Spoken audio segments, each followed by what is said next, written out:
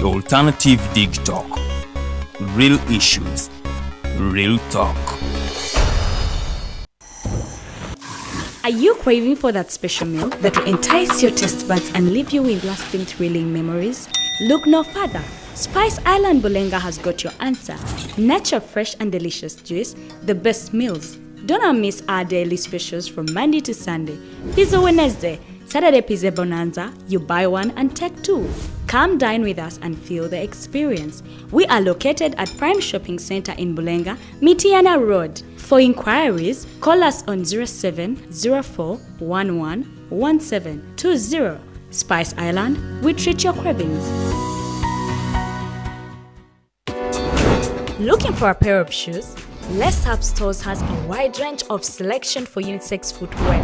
We have the best quality of all brands at pocket-friendly prices, and we make deliveries countrywide. Just place your order or reach us on 0772 08 0090. You can also check up at Les Hub Stores on all our social media platforms. Les Hub, craft your own footprints.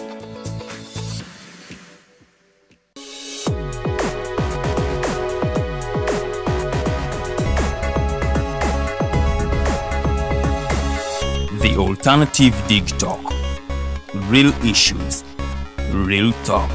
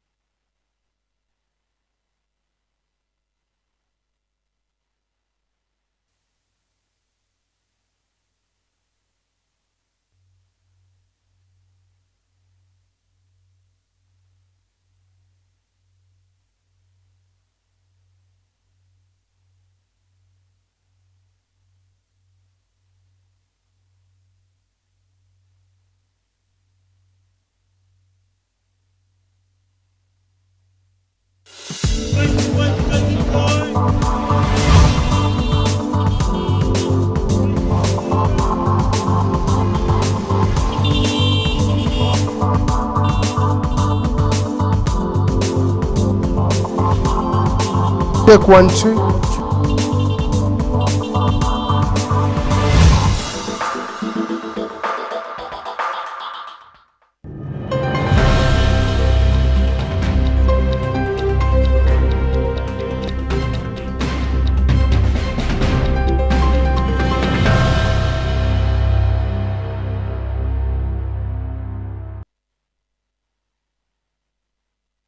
Yes, good morning. The USCE results were released earlier last week. Various candidates have excelled in that particular examination. 70% of them will be able to join university through their results that they have got. And of course, still news that we have this particular morning, John Nagenda, presidential advisor, unfortunately also passed on. And of course we have the Kampala flyover project that is now 80% concluded. We'll be talking about that, and of course we'll be talking about various things. We've had the Togolese president in Uganda. That was last week on Friday. He dropped here to meet President Yoweri Kaguta Museveni. I'll be telling you about that particular deal.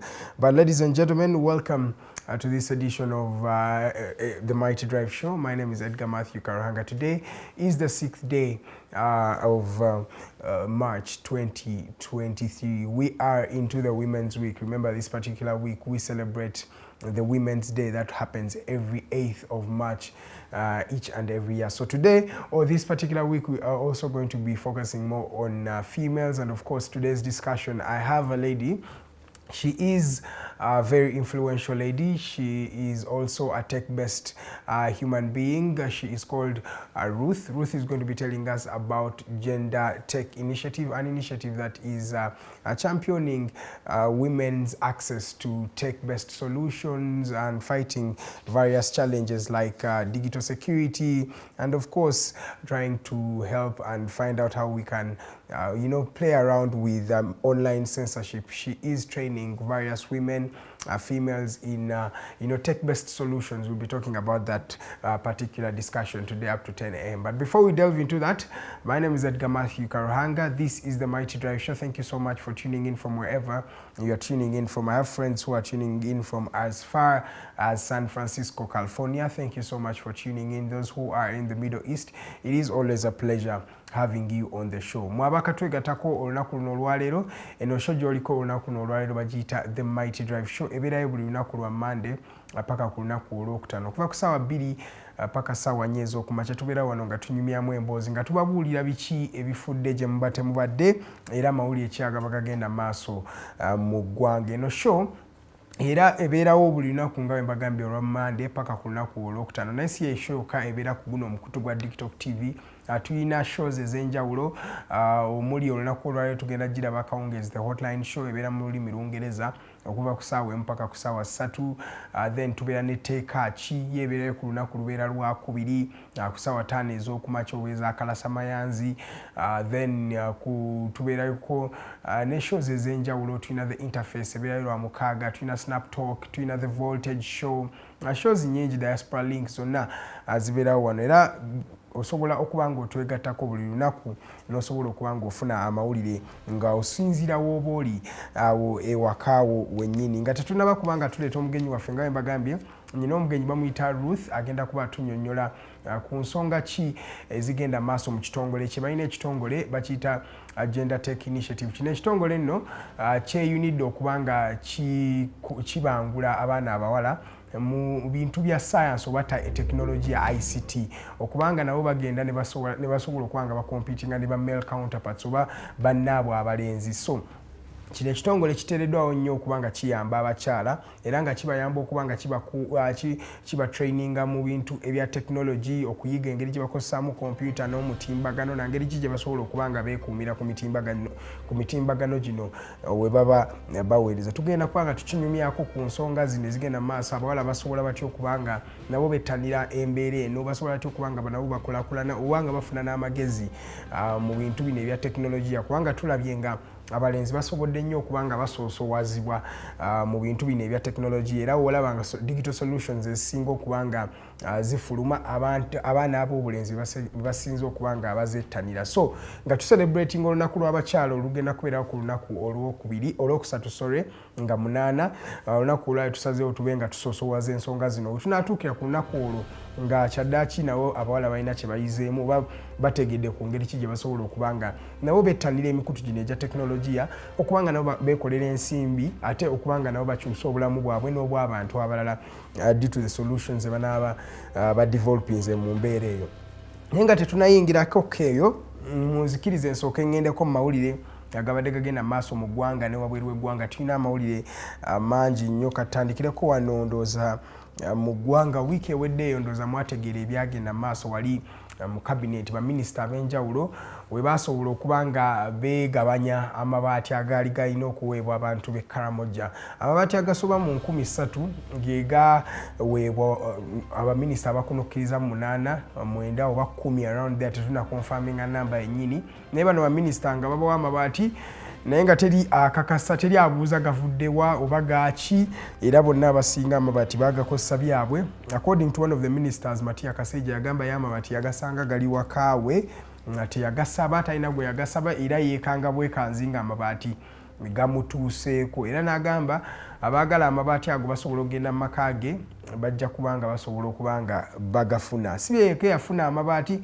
baminisita bangi abaavaayo ne bakakasa nti nabo baafuna ku mabaati gano. Naye embeera eno ereetedde bannayuganda okwennyamira nga bagamba ate tumanyi nti no tuli mu kuyamba abantu b'e Karamoja, ate baminisita bewaligambye abali obulungi bebeddiza ebintu ebitali byabwe. Kino nno kireeseewo endowooza abantu abasinga nga bagamba osanga bibadde bikolebwangawo ebiti lwakubanga tubadde tetubitegeera nga buli lunaku. So okuva story eno we yagenze mawulire buli omu kyewuunya era buli omu agamba baminisita bano beetaaga okuba nga balekulira emirimu gyabwe. Naye wetwogerera paka ssaawa zino teri minisita yenna yavuddeyo kukakasa nti agenda kubanga alekera obanga alekulira omulimu gwe ng'agamba teri kyamaanyi kisobola kubanga kimuleetera kubanga alekulira. Mawanga nno ag'enjawulo, amawanga ge waali badde agamba nti no agayinamukko obuntu ssaawa zino singa bano baminisita bali mabega wa mitayimbwa. Naye the most decent thing ndoza kyewali badde okola nga minisita ng'okwatiddwa mu migozo obano bwegiti kwe kulekulira. Naye ate baminisita bawano bo kino si ekintu kye bakkirizaamu ennyo. Nga tuvuddeko kaawo ndoza katwogereko ku Council Anthony Wameli yafa ndoza sabiti nga 2 emabegako, yafiira mu ggwanga liri erya United States of America gy'abadde ajjanjabwa. Omwami ono omulambo gwe gwatuuse mu ggwanga lunaku lwabadde lwakutaano era abantu ba NUP bagezezaako okubanga bamukuba eriiso evvannyuma olunaku lw'eggulo ku Sande ennaku z'omwezi 5 Council Anthony Wameli yaziikiddwa. Era ono omwami yabadde akulembera bannamateeka mu kibiina kiri ekya NUP era ajja kujjukirwa nnyo okubanga y'omu ku bannamateeka abarepresentinga NUP nga bagezaako okubanga balwanisa bagezaako okubanga bawaabira President Yoweri Kaguta Tibuhaburwa Museveni mu kalulu ako akawedde. Ajjukira bagamba nti akalulu kano tekaali ka mazima n'obwenkanya era NUP yaddukira mu kkooti nga ekulembeddwamu munnamateeka waabwe ono yennyini eyavudde mu bulamu bw'ensi eno Council Anthony Wameli.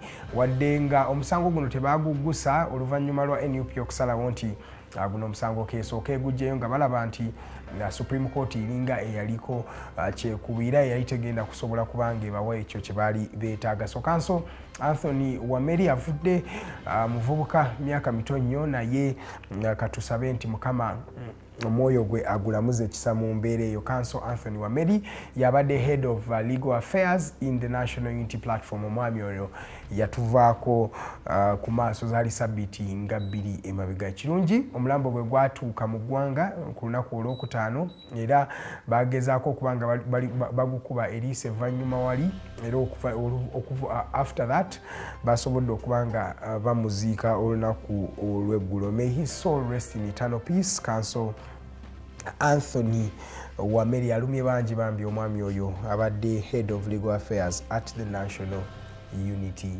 Platforms. Eziri eddakiika 13 ze zaakayita ku ssaawa 2 ez'okumakya. Okyali ku mukutu ogwa Digitalk TV, nze Edgar Matthew Karuhanga okubanga nkuweereza. Wiiki yennyini ewedde era twalabye ng'ebibuuzo by'abaana abatuula senior 6 byafulumye USCE era ekirungi mu mawulire agaliwo nti 99.2% ey'abaana abatuula ebigezo ebyo basobodde okubanga bayita they passed. Naye abaana 70.3 oba 7.3 be basobodde okubanga ba excelling okubanga basobola okwegatta ku university ez'enjawulo. So amasomero ag'enjawulo gasobodde okulaga essanyu lyabwe era bajaguza obubonero bwe basobodde okubanga bafuna. Era kantwale kana akadde okubanga njozaayoza buli mwana eyatudde senior 6 yogayoga webali mwenna byonna ebyafulumye. Those results do not define you.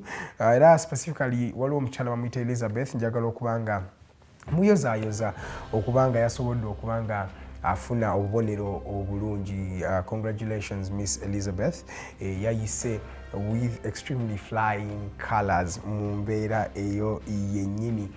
So ndowooza kyekyo kyennyini kye tubadde twagala okubanga tuyisaawo. Congratulations abaana ba senior 6 okuggyako mu bintu ebyasobodde okubanga binokolwayo bakulemberamu ekibiina kino ekitongole kino ekya Uganda National Examinations Board basobodde okubanga bakakasa nti waliwo abaana abatasobodde kubanga bafuna yadde akabonera n'akamu. Wali abaana nga ne pepe namba tebasobodde kubanga afunamu maaki yonna. So kikulaga nti tukyalina abaana abali eyo ng'oluusi bye tubasomesa oba tebabiyiga obanga oluusi tebiresonatinga nabo oba oluusi nga tugezaako okubanga tubasetingira ebibuuzo mu mbeera endala oba n'okozesa ekintu ky'atalinaamu strength oba n'omutwala mu class okubanga oasesinga oba asobola okuyita naye ng'ate omuntu ono ayinza okuba tasobola kuyitira mu class naye ng'asobola okuyita ng'omututte mu ssomero ery'ebyemikono obanga omutute n'asamba ku mupiira ng'awo wennyini obwongo bwe oba amaanyi ge we gali. So waliwo ndowooza saying y'omwami bamuyita Albert Einstein yagamba nti oba oyagala kujajinga ekyennyanja ku lw'amaanyi gaakyo okubanga kirinnya omuti, ekyennyanja ekyo kijja kumala obulamu bwakyo bwonna nga kirowooza kyali kisiru. Mu luzungu kigamba nti if you judge a fish by its ability to climb a tree, it will spend its whole life thinking it was stupid. So abaana bangi ndowooza bebagwa mu kowa lino oba kalibe eno okubanga oluusi tuba testingira ku bintu bye batalinamu maanyi gaabyo, nti oba ggwe omutestinze kubanga asobola kuddamu ekigambo photosynthesis oba ezo terminologies ez'enjawulo, naye nga weekanga omwana ono ayinza okuba tamanyi what photosynthesis is or chlorophyll, naye ng'ate woogenda n'omutwala azimbe asobola okuba nga akuzimbira ekintu ekirungi, oba n'omugamba akubumbire sculpture ng'asobola okuba nga agikubumbira. Kino kitegeeza ki?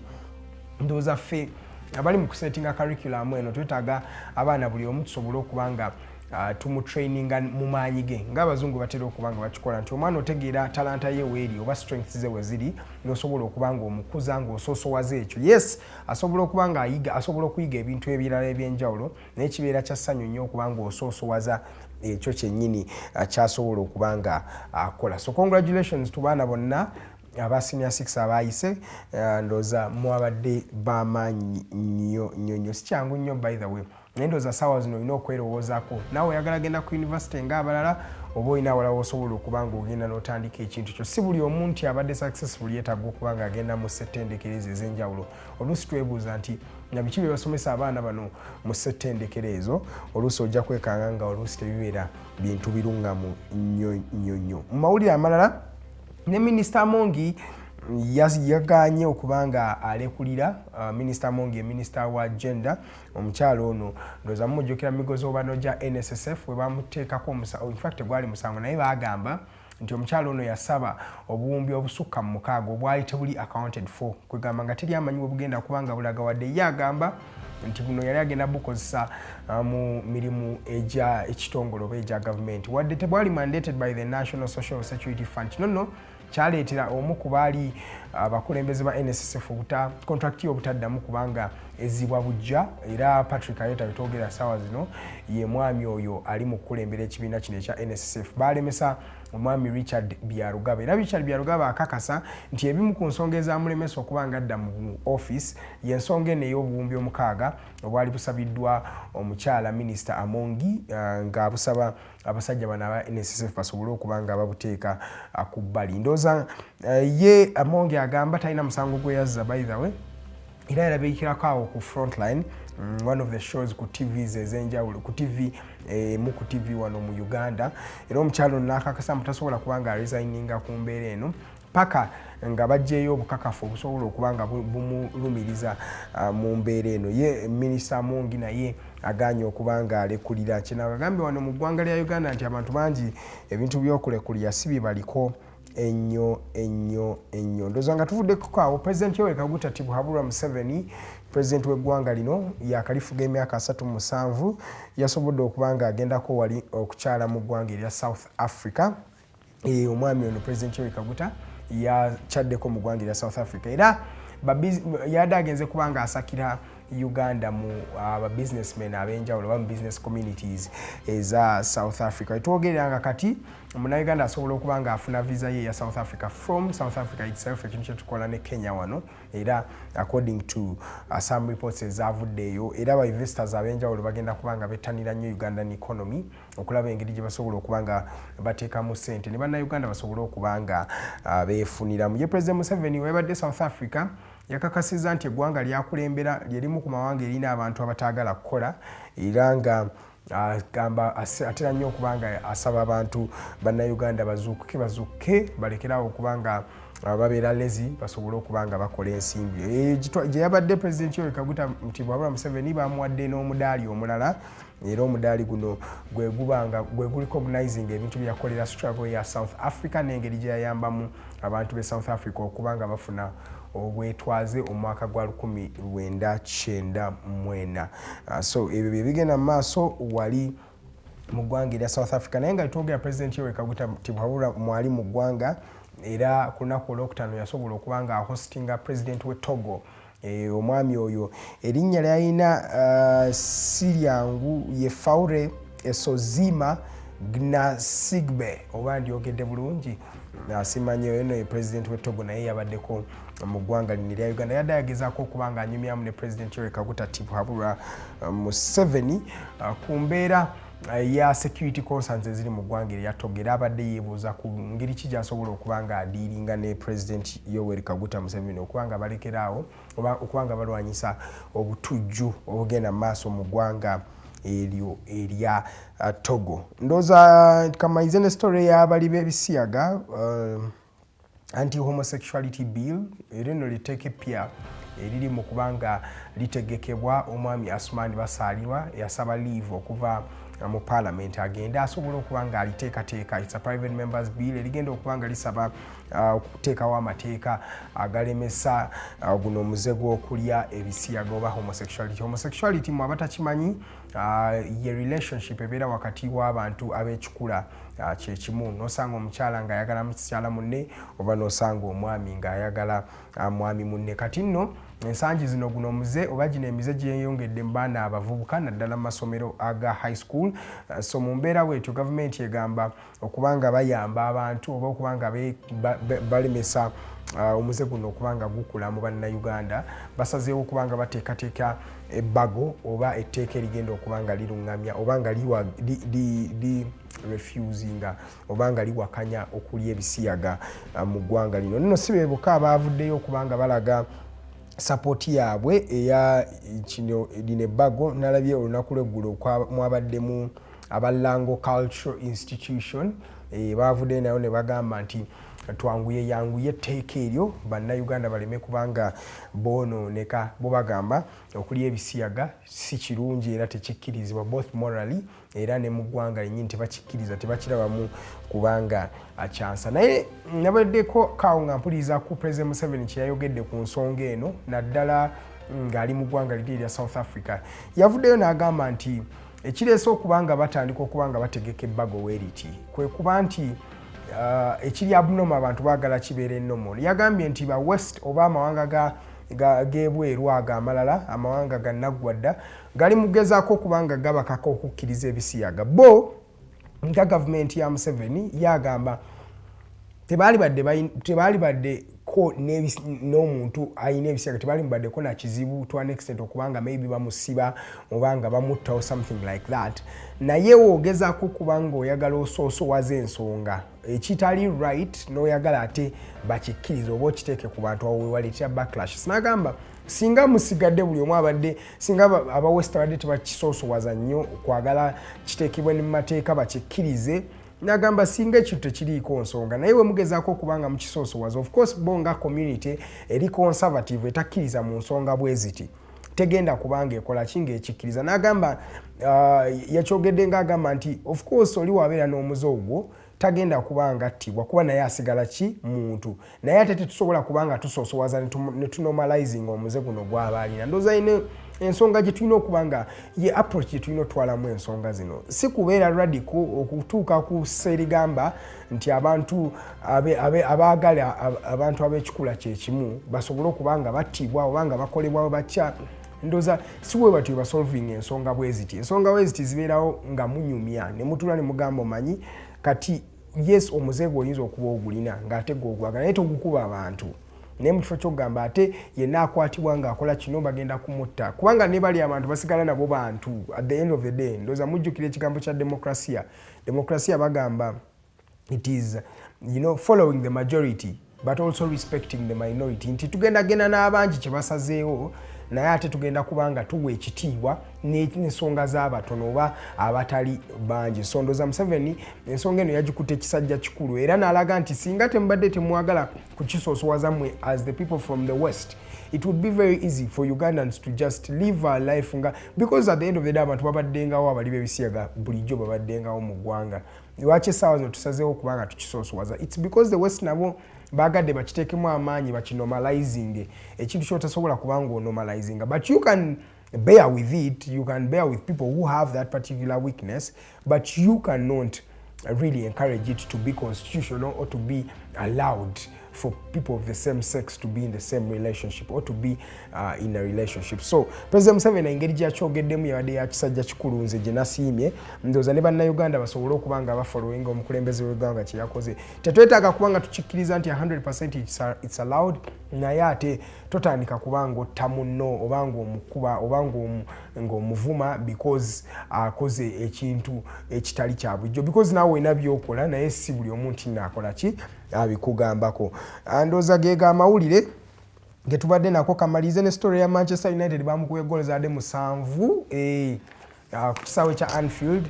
Manchester United was beaten 7-0. Tebateebeyo yadde n'akamu, kyabadde kiswaza nnyo naye ate olaba mbu tikyabadde expected nekyabaddewo. So United wetwogera esigadde mu kifo kya kusatu erina points ziri 49, naye Liverpool yagenzeko step forward kati ali mu kifo kya kutaano points 42. That means Champions League Liverpool asobola okuba nga amulabako mpola mpola. Yo Eric Ten Hag, coach wa tiimu eno ya Manchester United, yavuddeyo n'akakasa nti nno kino kyabadde kiswaza era yagambye they were humiliated as a team era bajja kukomawo nga amaanyi mwegali. Naye eno lose oba loss erina engeri gye affectinzemu title contention ya tiimu eno ya Manchester United. Olaba kigenda kuba kizibu nnyo abano abaami okuba nga bawangula ekikopo. Ogenda mu Champions League kiyinza okusoboka naye okuwangula ekikopo kya Bungereza tekigenda kubeera kyangu nnyo. Nga n'abasuubiza nnyina omukyala Ruth Atim tugenda kuba tunyumyamuko naye paka ssaawa 4. Omukyala ono is the founder Gender Tech Initiative, an organization that is trying to empower women and girls, activists, feminists with skills to swat online censorship, promote research and other digital safety training. Tugenda kuba twogera ku digitalization and of course in the line of females. How can we train our females to be better at developing tech solutions, which we think today are the things that are going to be driving the society in the future. So guys, I'm going to be talking to our team Ruth. Temuvaawo wano tugenda kwa tunyumyamu era katugendeko for a short commercial break ajja neegatteko tunyumye mpaka ssaawa 4 ez'okumakya. Good morning Uganda.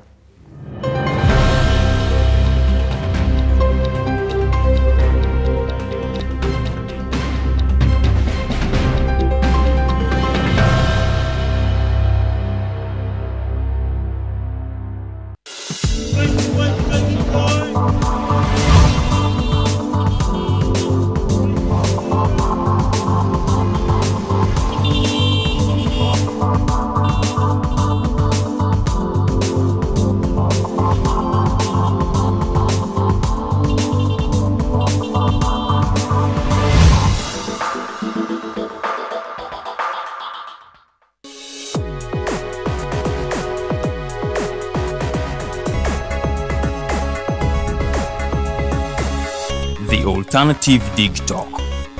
Real issues, real talk. Are you craving for that special meal that will entice your taste buds and leave you with lasting thrilling memories? Look no further. Spice Island Bulenga has got your answer. Natural, fresh and delicious juice, the best meals. Don't miss our daily specials from Monday to Sunday. Pizza Wednesday, Saturday Pizza Bonanza, you buy one and take two. Come dine with us and feel the experience. We are located at Prime Shopping Center in Bulenga, Mitiana Road. For inquiries, call us on 0704111720. Spice Island, we treat your cravings. Looking for a pair of shoes? Let's Up Stores has a wide range of selection for unisex footwear. We have the best quality of all brands at pocket-friendly prices and we make deliveries countrywide. Just place your order or reach us on 0772 08 0090. You can also check up at Let's Up Stores on all our social media platforms. Let's Up, craft your own footprints.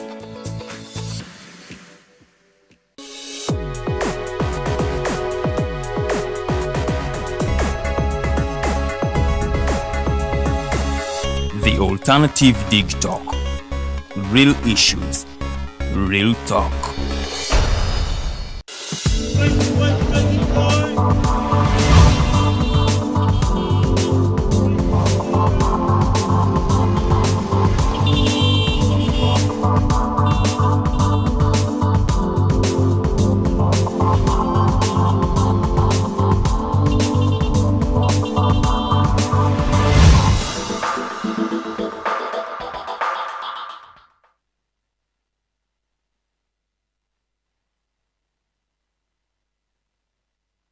Welcome back from that short commercial break. You're still watching Digitalk TV. My name is Edgar Matthew Karuhanga, 30 minutes past 8 a.m. As I promised you, I have a lady. She is called Ruth Atim.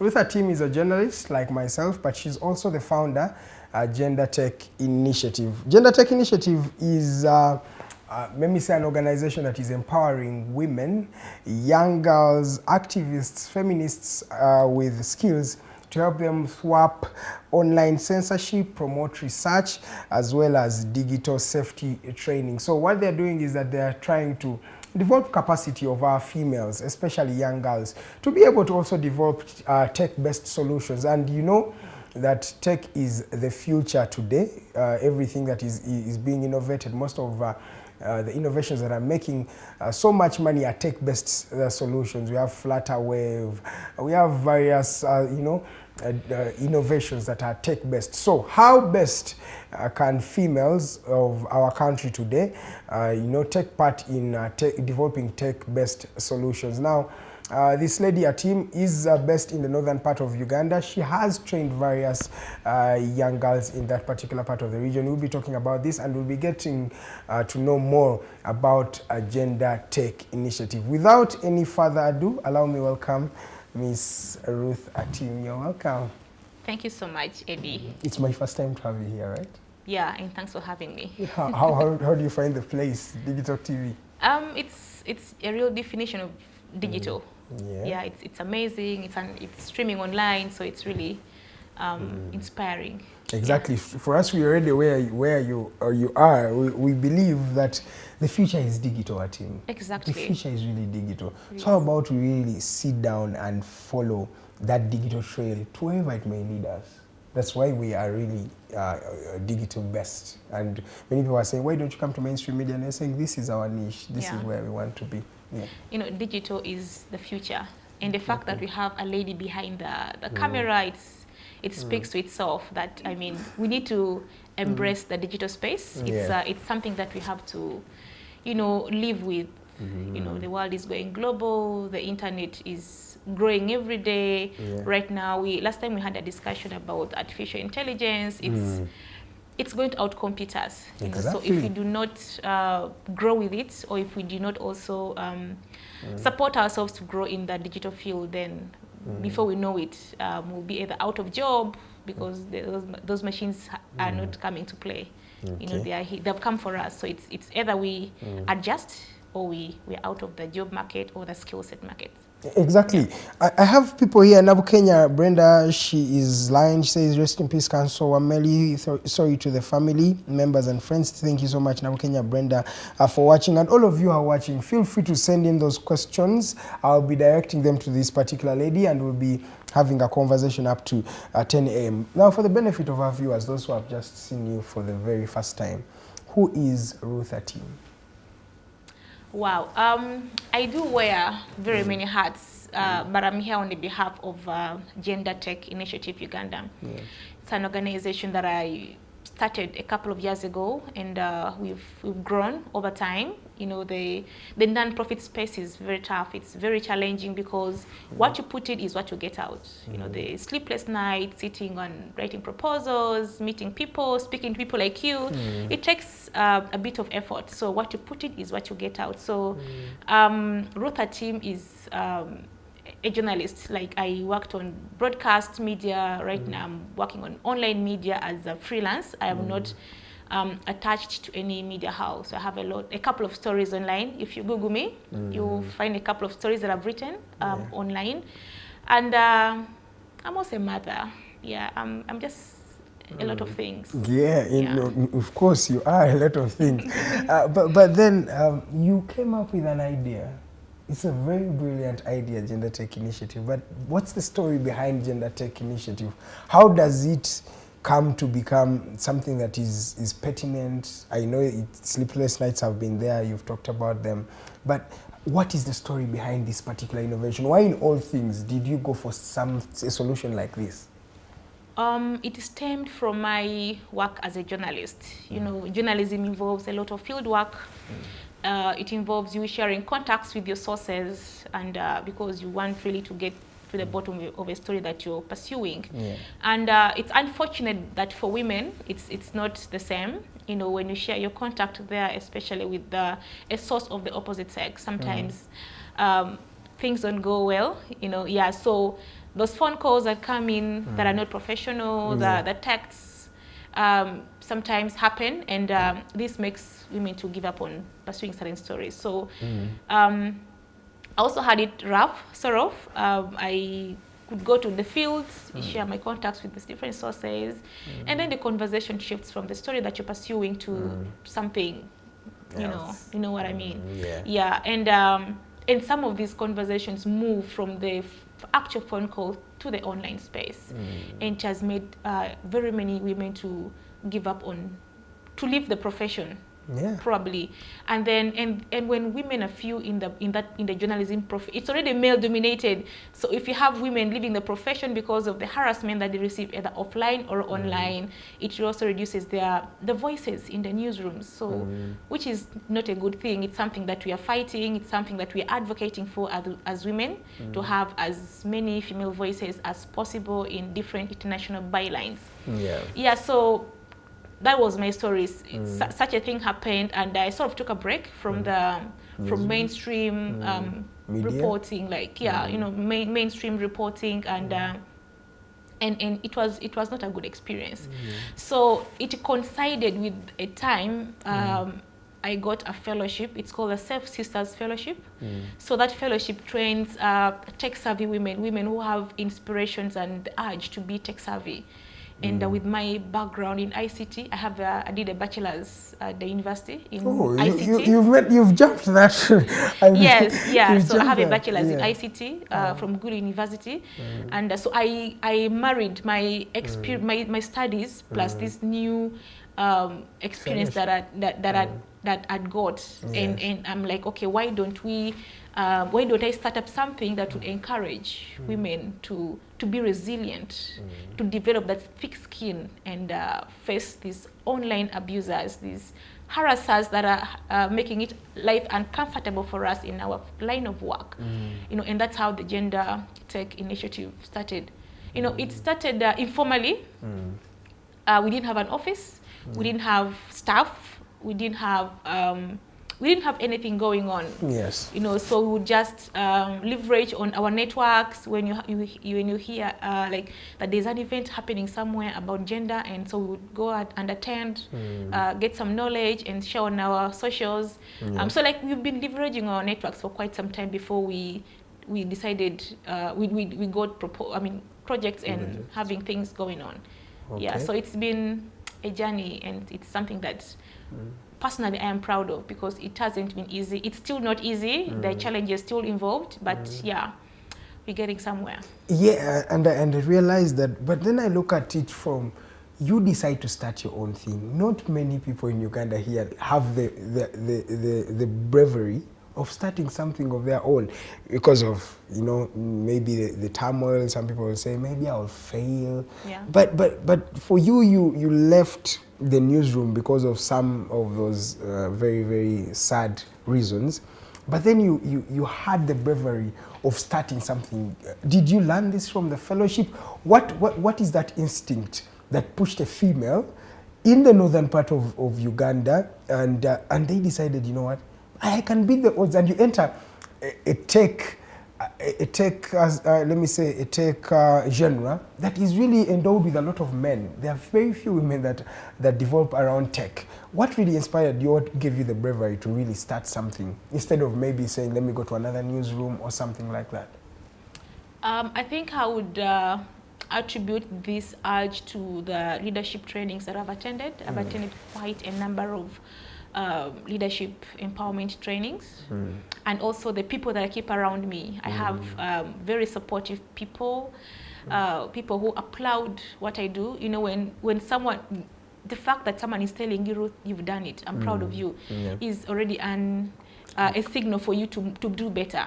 So I attended the Young African Leadership Initiative training in it's a leadership program in Nairobi, and in that training there they teach you how to impact community, you know, like how to use your passion, how to use what you're good at in impacting society and the people around you.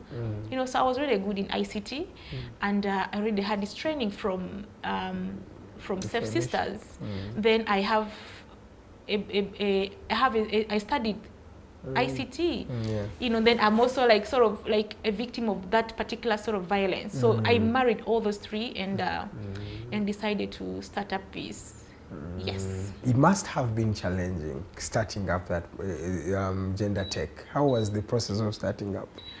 It is very challenging. You know, I know you will agree with me. There are certain things that you do, you start, and someone will be like, I mean, why is she even doing this? It's not going to put food on the table for her. Like, it took us really time. Yeah, and I've been in, sorry for interrupting you. I've been in the in that civil service, you know, kind of environment, and it's not, you're not going to get money on the first day. You even go a full year without getting money, but the thing has to work. So I know it must have been challenging. Yeah, it's very challenging. You know, it's very challenging.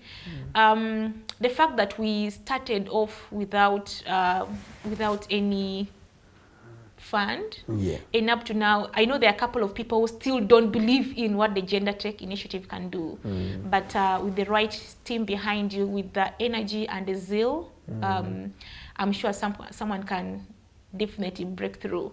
You know, when we started out, I was not employed.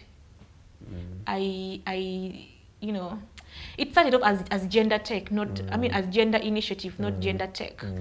So we started off by doing trainings, like pro bono trainings. You know, like I would go speak to my fellow journalists. Actually, my trainings were out in northern Uganda. So I started off by doing training for journalists on how to report on gender-based violence. You know, and that was a combination of both male and females. And then from nowhere we got a seed grant. It was a seed grant of $500. It's small, but small. Man, we capitalized on that and implemented a really good training. And we leverage on our social networks. Like it's important to always document whatever you do, because your future donors will benchmark on that, to give you more support. Yeah, so that also helped us a lot. And I must say it has not been easy, really, Edith. It has not been easy, but because we are I am personally determined, because I am the vision bearer of the organization. I am determined, so what I do is what's going to make either the organization flourish or, you know, fail. Yeah. Exactly. But then I'm looking at it from you innovating in the northern region. I would say there are not a lot of resources sometimes, and it's also a space where you can say there are not many people innovating like you, right? Like you'll be here in Kampala and there are different innovators, there are different, it's easy to get funding around the central region. How has it been for you innovating in the northern part of the country? You know, there is a saying that charity starts from home. Yes. I studied in northern Uganda. I'm a northern Ugandan, and it's not northern Uganda has made me what I am. Yes. Yeah, Gulu to be specific. So I would be, for lack of a better word, like a snake, to study from a certain place and then go and invest somewhere. Yeah, that's like knowledge. Brain drain, something of a sort. Yeah. So I'm like, okay, it's home. Why don't I start something from home? And to sort of correct you, I am not the only innovator in northern Uganda. There are quite a number of innovations, like tech innovations. By females? Because I'm also looking at it from that perspective. The girls, do they have the support really? Are they as many as the men? Yeah, they are there. You know, they are there. Maybe they haven't documented their stories enough. But I do believe there are quite a number of female innovations in northern Uganda. Yeah, they just need to come out and join the space. Yeah, and you know. And maybe they will create impact. Yeah. Okay, we have 44 minutes past 8 a.m. I'm still with Miss Ruth Atim. We're talking about tech-based solutions. Now, coming back to that particular issue, How has been the milestone for you? How many girls have you trained for so far, for the time you've been around? How has it been for you going down into the girls themselves, the girls who are in school? I don't know, you can tell us if you train girls in school. In fact, before we go to how has it been, who do you train? How have you been conducting what you're doing? How have you been implementing your project? So we basically work with women and young girls. Okay. So we train the women, especially the women human rights defenders.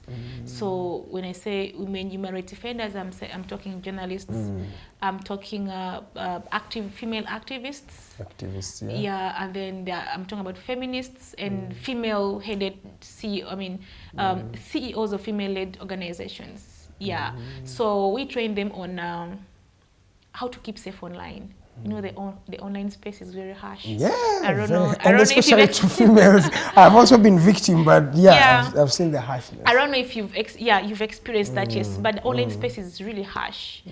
And the fact that activism and the work that we do needs to be put online.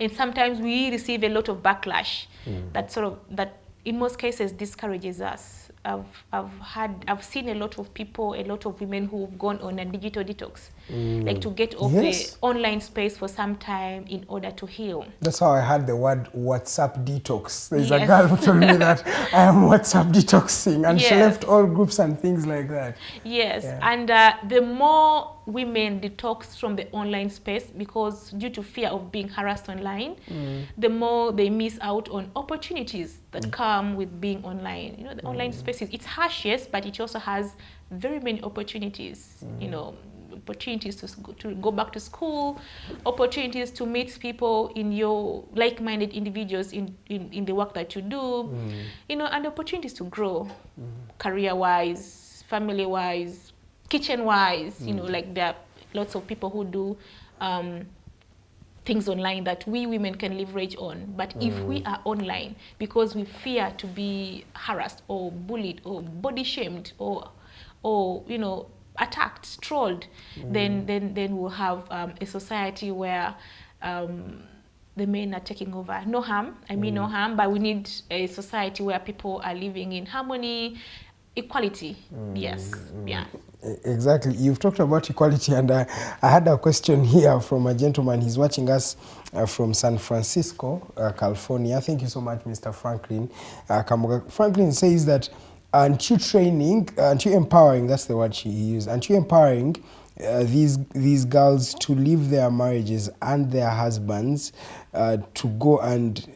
It sounds really so biased. So you just no, it's okay. Because she's like meaning that you are empowering these girls to leave their marriages, and I think he finishes by saying that that's why you're seeing a lot of divorce rates these days. What is his name again? Franklin Kamoga. Okay, I would like to tell Mr. Franklin Kamoga that personally I am married. I am in my marriage is very stable. The fact that I am educated, I am this intelligent, doesn't mean that my marriage should crumble. And I think we should all deviate from this mentality that when people speak up, then they do not want to stay in their marriages.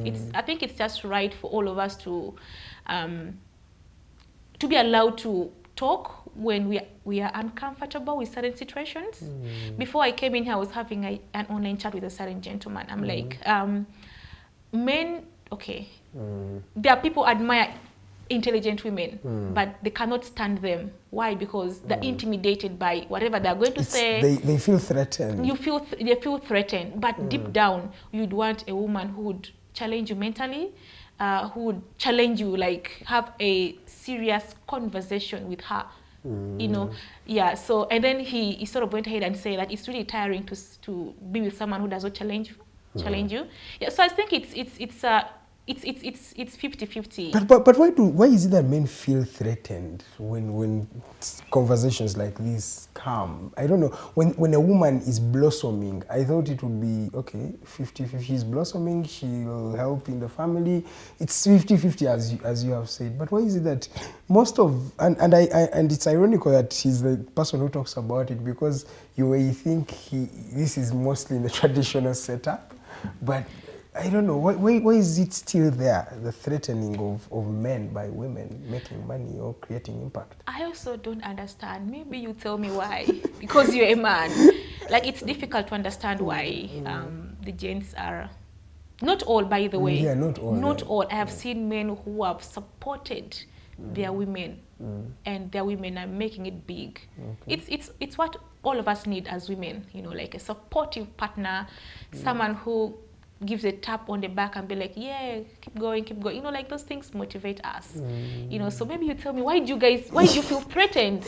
I don't know, maybe we are not here to cause harm. It's just masculine, like you feel like, okay, she's making more money and maybe she'll be better than me or something like that. I also don't get it, because personally, maybe I'm just liberal-minded, that I believe let everybody bring something to the table, let's develop each other rather than it being one-sided. But okay, how about the field you have gone to in those communities, especially the rural communities? How has been the reception of maybe the fathers of these girls, or maybe the husbands of the girls you train? How has it been for you? You know, last year we ran a mentorship program, an ICT mentorship program. So we started off with 5 schools where we go to these schools, set up ICT clubs. UCC has done that, but sort of in the urban areas. Yes. So we go to schools that do not have access to ICT tools or ICT resources, or even the ICT itself. And the reception has really been good. You could see the excitement in the eyes of these youngsters. They're so excited to see a computer, let alone type, delete, you know, shared, you know. So the reception has really been good. But these girls are happy. How about their partners or their husbands or their fathers? Have they also been receptive? Have they been also excited? I would presume so, because we haven't made a follow-up to go to their parents and see how their responses are, you know, to their girls joining ICT clubs. But the fact that the schools consented allowed us to enter their environment and speak to these girls and mentor these girls into, you know, embracing ICT, and also considering an ICT career in future is already a testament that it's the parents would also agree. Who would want to have a daughter who is an engineer?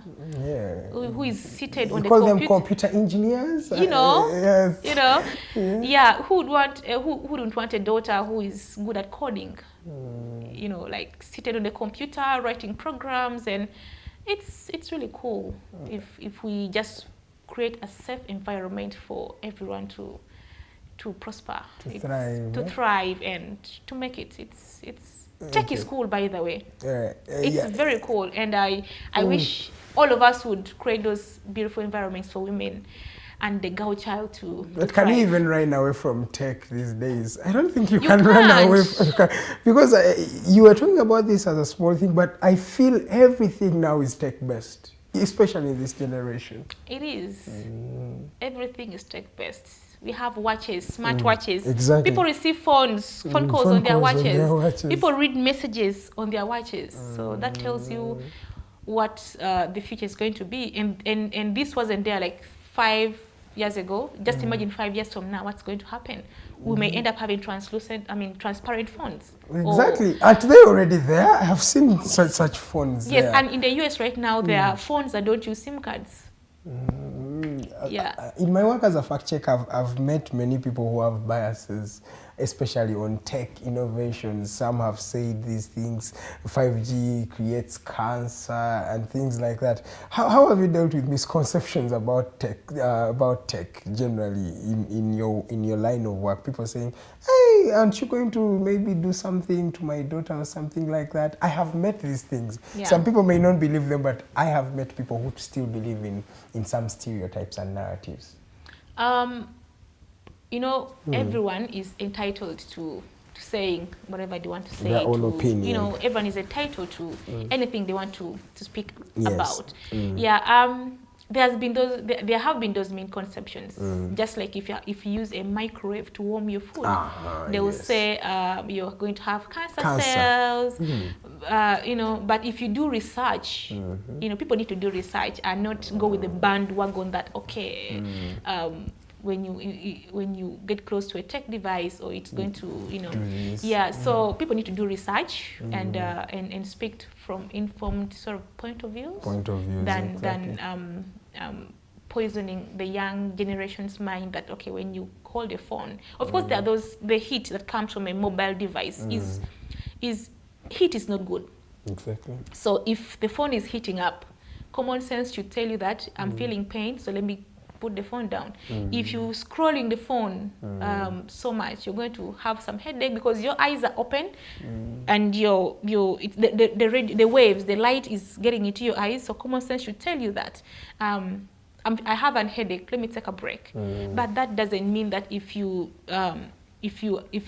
overly exposed to a tech device, then you're going to get cancer. It is not true. Yeah. At least. Yeah.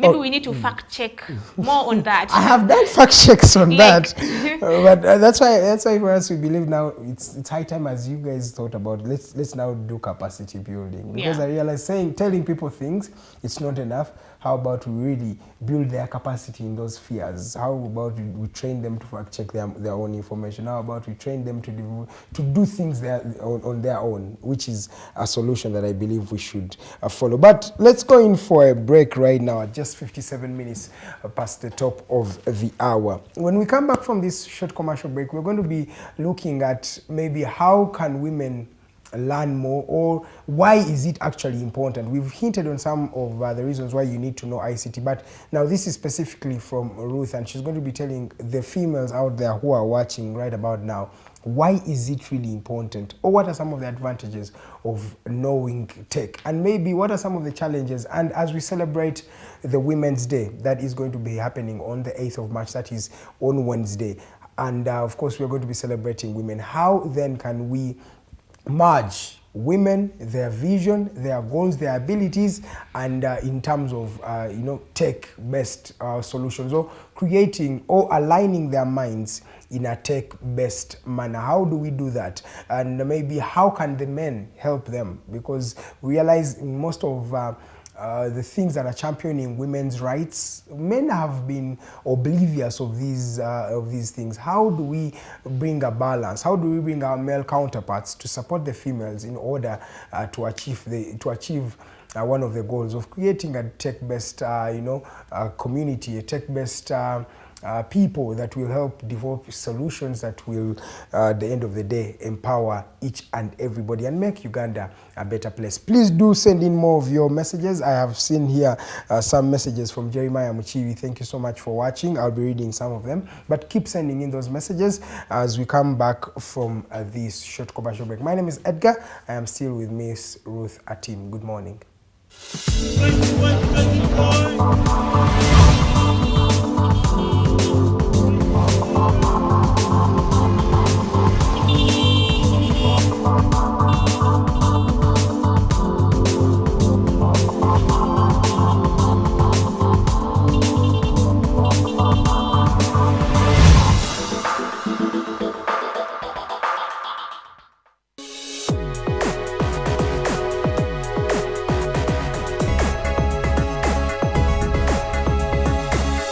The Alternative Digitalk. Real issues, real talk. Looking for a pair of shoes? Les Hub Stores has a wide range of selection for unisex footwear. We have the best quality of all brands at pocket-friendly prices, and we make deliveries countrywide. Just place your order or reach us on 0772 08 0090. You can also check up at Les Hub Stores on all our social media platforms. Les Hub, craft your own footprints. Are you craving for that special meal that will entice your taste buds and leave you with lasting thrilling memories? Look no further. Spice Island Bulenga has got your answer. Natural, fresh and delicious juice, the best meals. Don't miss our daily specials from Monday to Sunday. Pizza Wednesday, Saturday Pizza Bonanza, you buy one and take two. Come dine with us and feel the experience. We are located at Prime Shopping Center in Bulenga, Mitiana Road. For inquiries, call us on 0704 11 1720. Spice Island, we treat your cravings.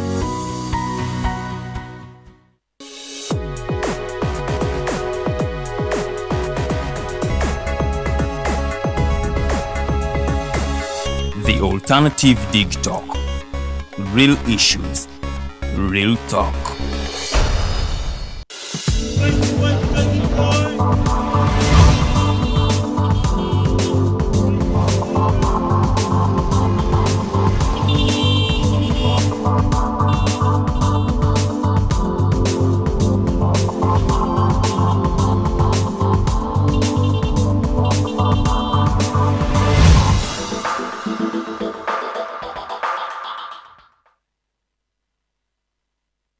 You are still watching the Mighty Drive show. My name is Edgar Matthew Karuhanga. It's exactly 9 a.m. That means we are into the second hour of the show. Feel free to continue sending in some of those questions. I'll be reading them subsequently as we continue with this conversation. I have a lady called Ruth Atim. Ruth Atim is the founder of Gender Tech Initiative, an initiative that is championing the literacy of girls, especially in tech-based solutions. She has done a lot in the northern part of Uganda, where she studied from, and most of the beneficiaries of this project so far from the northern part of Uganda. They are girls who have been trained, equipped with various skills in ICT, and of course many are developing tech solutions in that part of the region. Not many have been documented, by the way, so it is our job as journalists out there to go look out for things that are working in the northern part of Uganda and maybe publish them and give them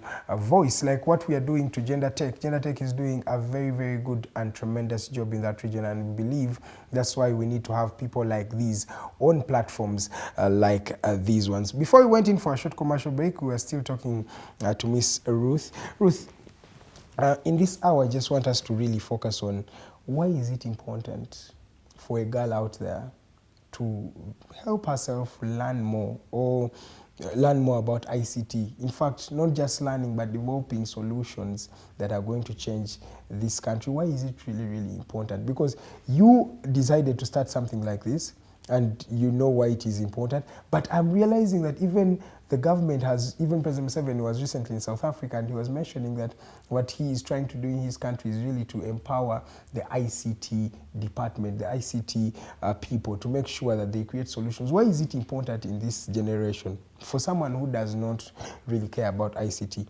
why is it important for them to learn a thing or two about ICT and technology? It's very important because if a woman ventures into ICT, she's preparing herself mentally and technically for the technology-enabled future. And that means she'll be able to incorporate the use of ICT in any career or any career that she decides to take. If she's into fashion design, she'll have the capacity and the skills to incorporate ICT into fashion designing. If she's in cake business, if she's into like any career that she decides to take, she will be empowered enough to incorporate ICT. And you know ICT makes work easy for all of us. It promotes efficiency. You talked about fact checking. So before she decides to do anything, she'll first fact check and check is this something that I need to venture into? She'll do research on it, and that research informs the decision that she'll be able to make regarding whatever she's doing. Recently, we had a heated discussion on a certain WhatsApp group. There was an image that was posted of one of the former presidential candidates and attributing him to a certain class of people. And when you look at the image alone, you just conclude that this image has been distorted. But there are other... Let me help you speak to the image. Maybe you don't want to speak about it. It was the image of Bobby Wine, Chagulanyi, and there was a banner on his left side, on his right side, and this particular banner was showing that it has LGBT colors, and it was like a pro-LGBT kind of photo or something portraying Bobby Wine as pro-LGBT or homosexuality. Yes. For the record, I'm non-partisan, so that's why you need to mention. I need to let that clear. So there were lots of comments on the group, like castigating this Mr. Bobby Wine and like throwing lots of words here and there. And then I did a reverse Google image search on that particular image. But before that, I was telling these guys, man, this is not true. People have this bias about feminists, activists, and they'll be like, yeah, you're defending them because that is what feeds you. I mean, so there are like lots of comments around justifying that image. So when I did a reverse image site, I took screenshots and shared. I'm like, you guys, this is the original picture. This is the distorted image. They probably used other photo editing apps to put things together and make it look like it's something genuine. So technology. Oh, you fact checked for them. Because I wanted to make it clear. I mean, the discussion was so heated. People were believing it. And the attacks on me for saying it is not true was too much. So I needed to clarify, and what better way to clarify a doubt than putting evidence out there. It's easier for you to silence people when you put facts. You're speaking with evidence and you're facts. Speaking with evidence, so when you're speaking from an informed point of view, like you're so confident, So after sharing that, it sort of portrayed an image that it's good to research. So technology promotes research and fact-show research. So if all women and everyone out there ventured into using tech for good, we would all really thrive and life would really be nice. Exactly. I just have here a small comment. This is by Nachaine Rita. She says, do the trainings on tech by her organization are they meant for only ladies? If yes, how then are they different from other women-oriented organizations in the same line? And if they do universal trainings, how do they rate their achievements? There are like 3 questions in this particular question. For now, our trainings are only for women. Okay. Because the gap, the digital divide gap is wide. Digital divide gap means the number of women vis-a-vis the number of men getting access to digital devices, getting access to digital resources and information is really wide. So want to create an environment where women are at par with the gentlemen, not for conflicts, not to bring issues, but like it's nice if everyone is at par. If I'm at par with you, I would be happy. I would not feel depressed. I will not feel like you're oppressing me. And I'll be happy because I can sit with Eddie on the same table, have this discussion, and it's sorted. So for now, our trainings are basically for women. And how we rate our achievements. Let me start with the cybersecurity trainings that we conducted. We've had a couple of women who've come to us and tell us, thank you, Gender Tech, it's because of your training that I've been able to identify between a scam and a real real email, because in our digital safety trainings we teach people how to identify fraudsters. There are very many people who've been defrauded online, money-wise, relationship-wise, body troll. So like we sort of gauge, if you see these people leveraging on the online space, and we are seeing that very many of them are on the online space. Because things like body shaming, the hateful comments that get onto the work that they share out there sort of makes them to get off the space. So if we see them out there and they are flourishing online, we'll be like, okay, yeah, I think this training really paid off. And for the young girls that we work, they're still young right now. They are undecided on what career options to take. So like we are grooming them to embrace the use of ICT in whatever they decide to take. So right now for this young school girl, it's difficult to gauge, because we are just 1 year down the road in the mentorship program, which has sort of taken a break because the school term has just started, and we need them to first settle in their new classes, and before we can get in with mainstream ICT, mentorship. For the girls, it's difficult to gauge. For now. Okay, you've talked about you go into the schools and develop ICT clubs. What happens in these ICT clubs, especially for these young high school girls? Yes, so we have two programs. One, we work with primary schools. Yes. These are which is good. They're young, innocent pupils who are just excited to touch a computer, who are just excited to type their name. So in the ICT clubs, like the previous the numerous meetups that we've had with them, we do not teach them difficult things. We just show them, this is a computer, this is a start button, this is how you reboot a computer, this is how you type, this is how you, if you want to type something, this is what you do. This is like you click the Word document, then you click here. If you want to highlight, this is what you do. It's like basic digital digital like computer literacy. It's like ICT. Like just to teach them how the computer is. If you want to draw a picture, where do you choose the colors from? It's like very basic that would not make sense to you as AD, but it's everything to that young child, at that time. At that time, yes. But for the high schoolers, they know how to use ICT, and we want to prepare them for the job market. So we teach them skills like CV, how to write a CV, like how to sit on a computer and compose a CV. We've seen graduates who, when you tell them, please send me your CV, like they feel, like it's a lot of work. Exactly. They don't know how to do a CV. So they're graduates. Exactly. So what do you tell these young girls that if you want to write a CV, what are the pros and cons? What are the do's and the don'ts? This is how you structure your CV. This is how you present yourself to a potential employer. So, and then, like confidence building in these young girls. So when the few that I've interacted with, like, feel so intimidated when put on the spot, but another person out there who has been exposed to this environment would use that spotlight as an opportunity to sell herself.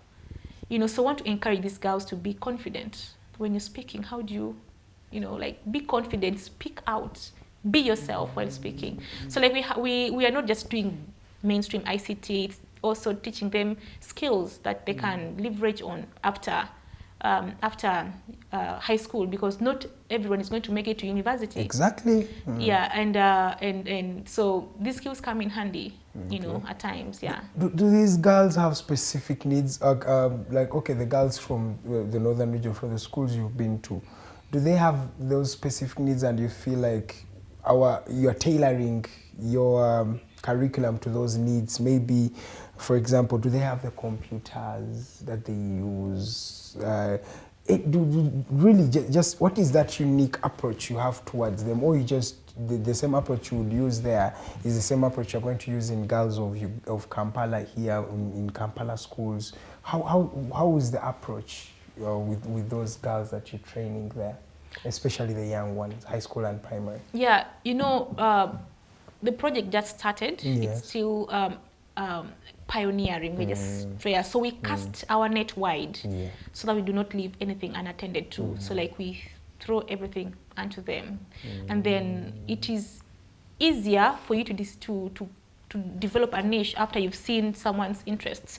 The other people who might not be interested in pursuing, like to be coders, like to be systems engineers, like not everyone is meant to be, the others who just want to use ICT to help them develop something, like to grow either a business or a how do they call it, like a business or a passion or something like that. So we cast our net wide.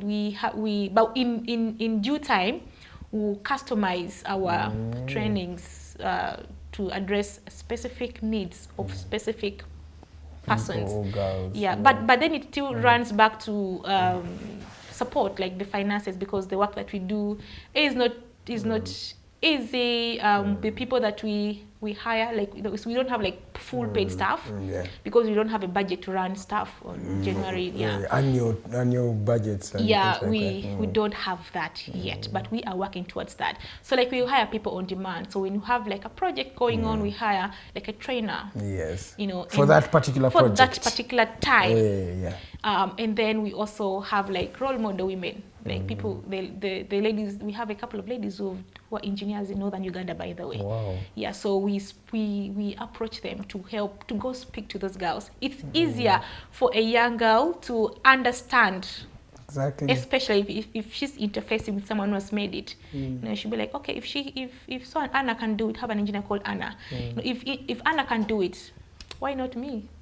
So Ruth can do it. Exactly. Because Ruth is doing a lot of stuff. Exactly. If Ruth can do it, then why not me? So it's easier for them to develop the interest. Because they are seeing someone there. Exactly. And the fact that there are lots of stereotypes around women and technology, girls and ICT.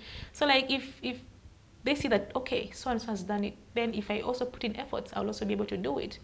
So that's it, Okay.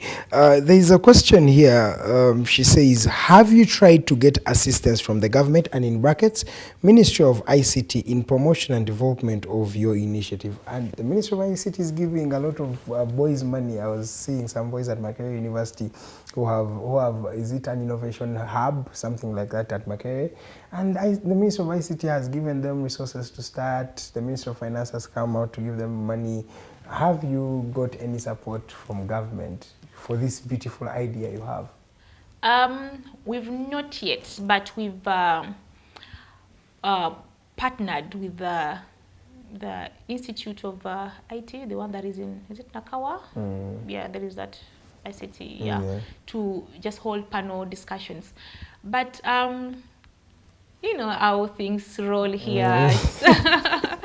It's not easy, you know, to go and get such kind of support. But it's something that we should, you know, explore.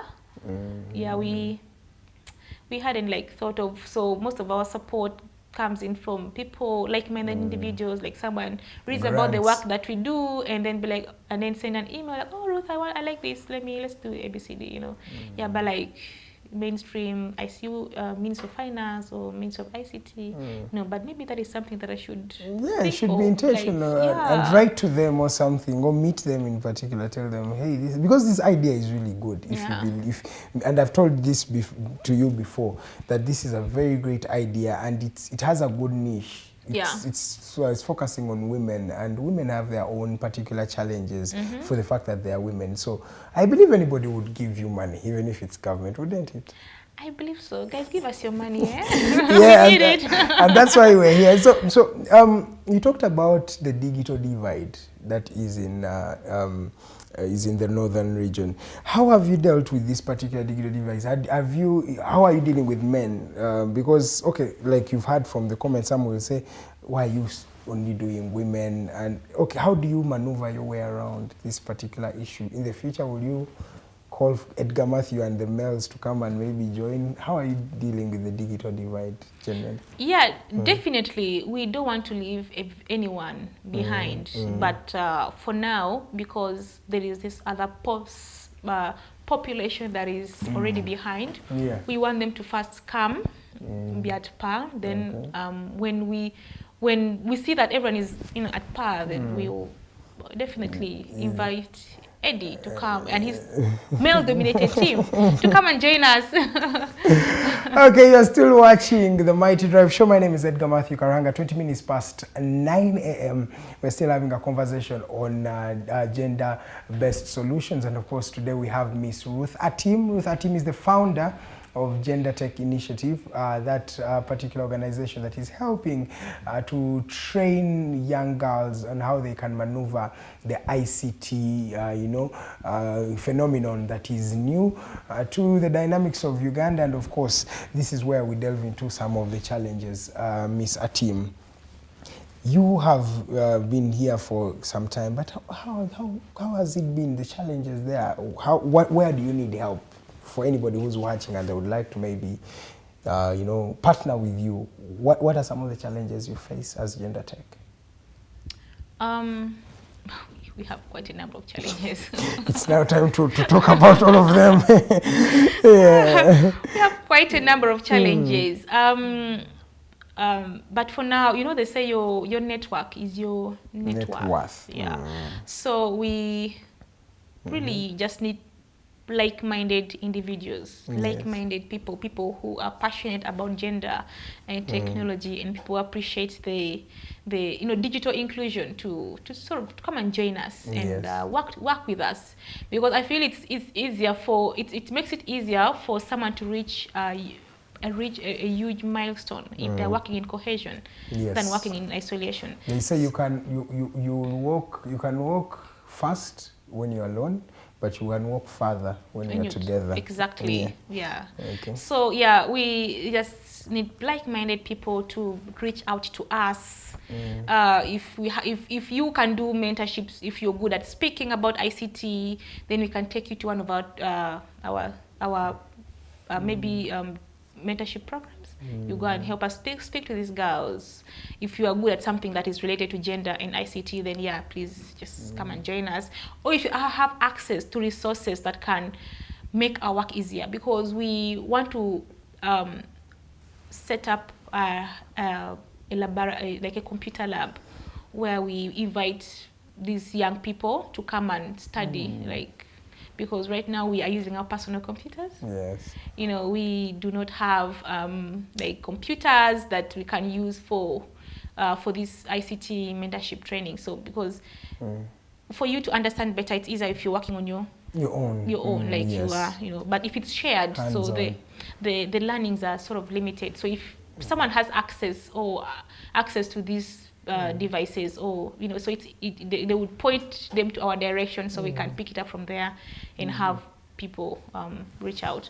We've also had that informed this form what I'm just going to say. We've had people reach out to us for computer lessons.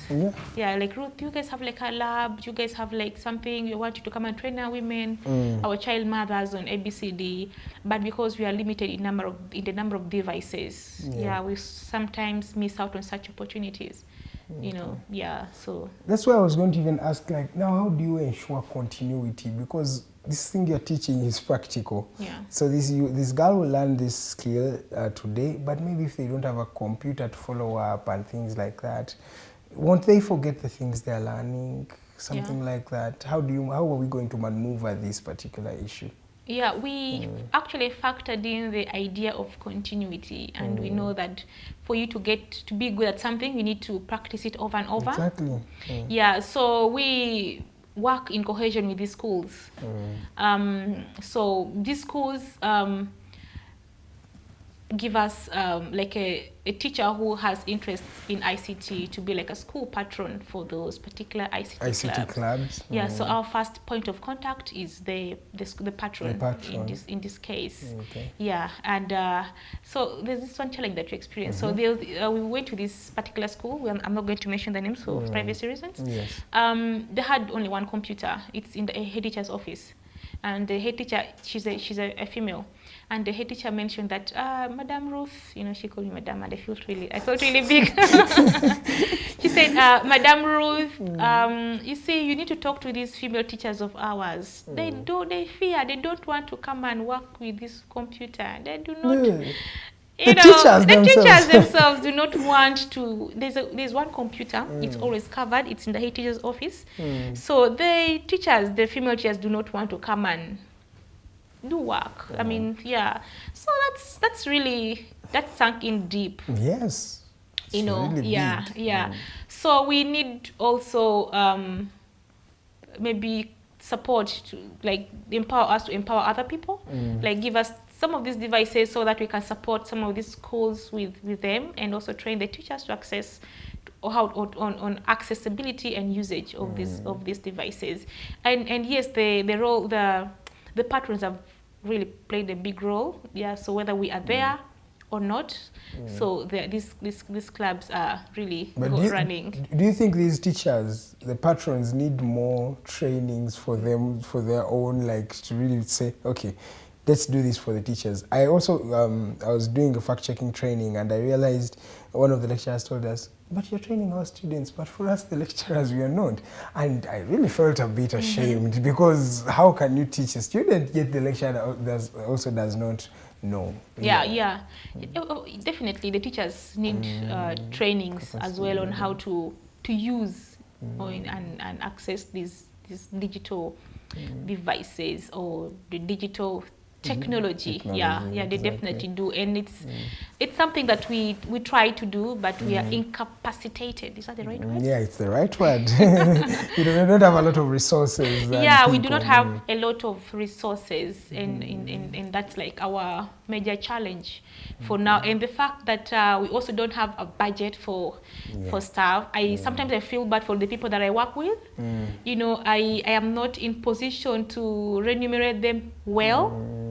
Yeah. Is it a volunteer based thing? Yeah, we only have one staff who is like an office admin, because the office she needs to sit there from Monday to Friday. Yeah, I'm also a volunteer. I don't get paid for anything else that I do. For you are the founder, the vision bearer. All that has to come back to you at the end of the day. Yeah. But I've also seen, and this, I don't know if I should mention it here, for the benefit of the females who are watching there out, because, by the way, if you didn't know, most of the people who watch us here are young people, and there are many female young people who are watching us today. There are various achievements you have got personally. I've seen you travel to various countries, and have all these achievements come through this particular idea generally, or some of the things you have got from developing ideas around gender tech, or from being the woman you are today? Because you being here, there are many people you're inspiring there. You may not know it, but they are there.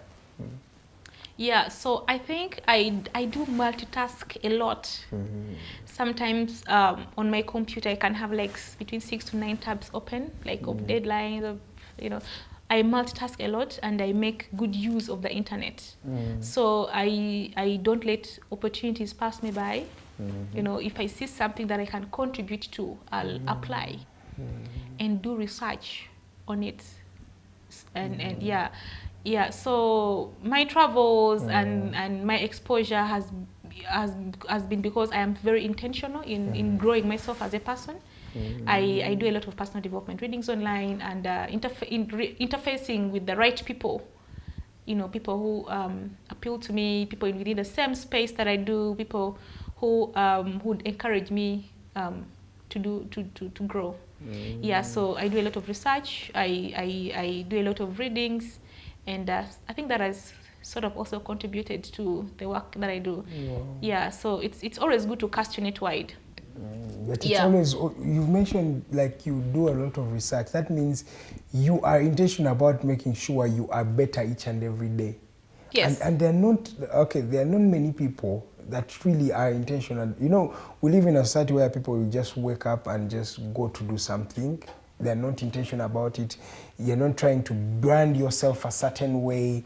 You're not trying to seek out for knowledge. And it's a plus for you if you sit down and say, I'll apply for this, I'll think for this, I'll do this particular training, I want to learn this. that means the common denominator is the person, you. Yeah. So the girls out there should really start off by, maybe you can tell them, focusing on them rather than thinking, I'm going to marry this guy and he's going to do this and this for me. Right? Yeah. And I think we need to get out of that bubble that when you marry a rich man, then he's going to make your life better. Go ahead and get that rich man, but also develop yourself as a person.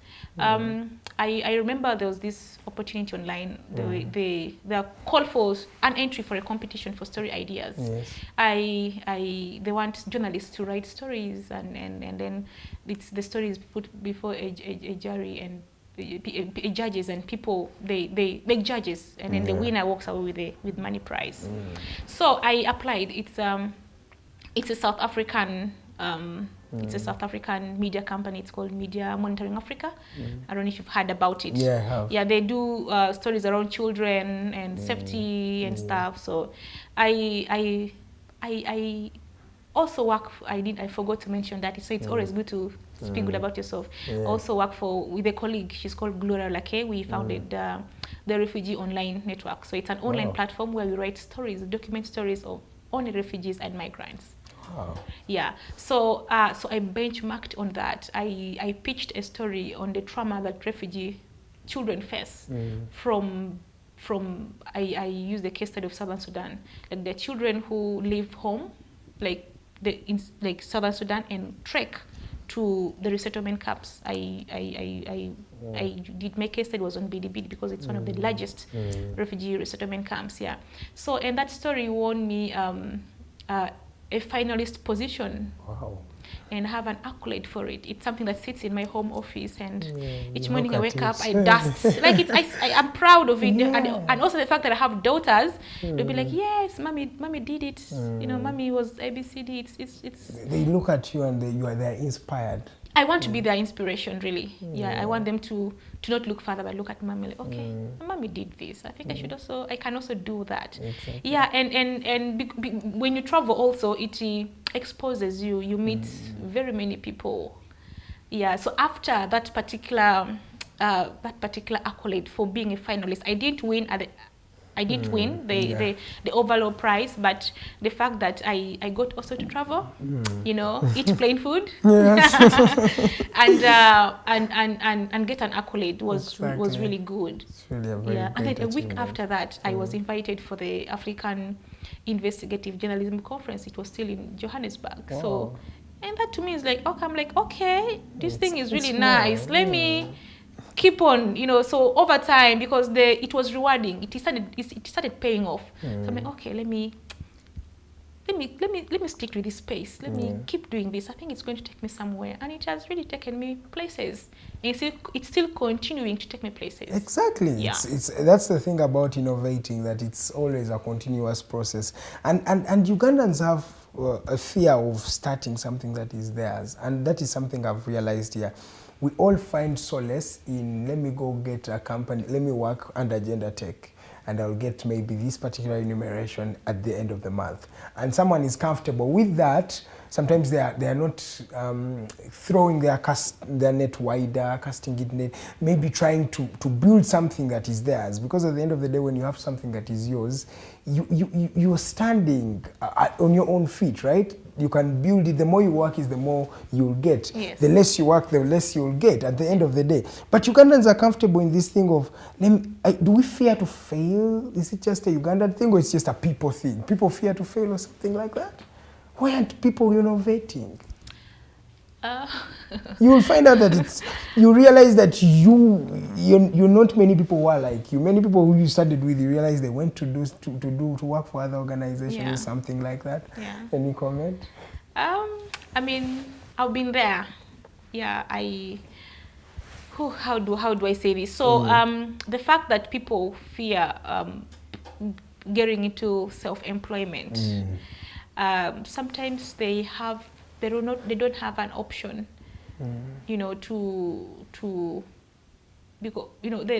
what I do.